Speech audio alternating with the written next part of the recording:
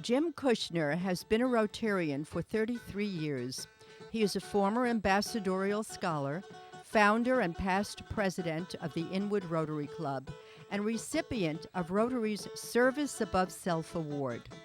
But he is best known for his immediate physical involvement in any disaster that arises around the world. Here is Jim to tell us about his involvement in the Philippine disaster, where he addressed relief efforts following Typhoon Yolanda in the fall of 2013. I arrived in the Philippines about a month and a half after Typhoon Yolanda had destroyed vast areas of the country, especially on the island of Leyte in the Tacloban area. Leading up to my arrival, I had spent 10 hours a day researching the situation and raising funds for Todd Shea, who had already deployed and was providing me with on-the-ground reconnaissance.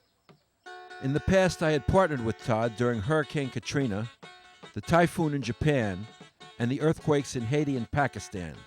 When I finally arrived in the Philippine island of Cebu, I was able to secure, with the help of Consuelo Lopac, the release of 1.6 million meals consisting of rice and beans, macaroni and cheese, and packed by Rotarians in Ohio and Minnesota.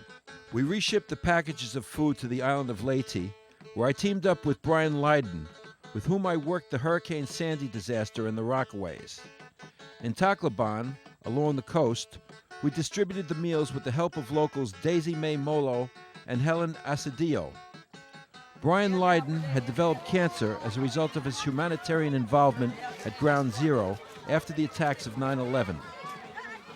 This inspired Brian to help the people of the Philippines in their hour of need, and he spent many weeks buying building supplies, wood, tin, nails, and bamboo, which he used while coordinating local teams in the reconstruction of homes devastated by the typhoon. Supplies were purchased locally, thus infusing much-needed funds back into the economy to aid the poor community and the inhabitants who had suffered so greatly by the disaster. They had lost not only their homes and possessions, but their family members as well.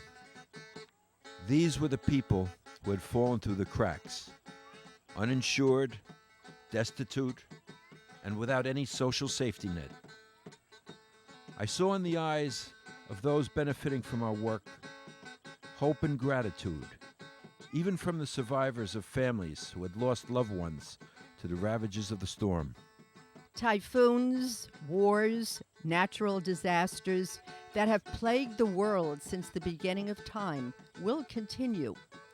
Next week's tragic headlines will supersede today's. Isn't it time we stopped asking others to take care of society's ills? Isn't it time that we all contribute to the improvement of the world we live in, instead of passing the buck and complaining that someone should do something, when in the end, that someone is ourselves?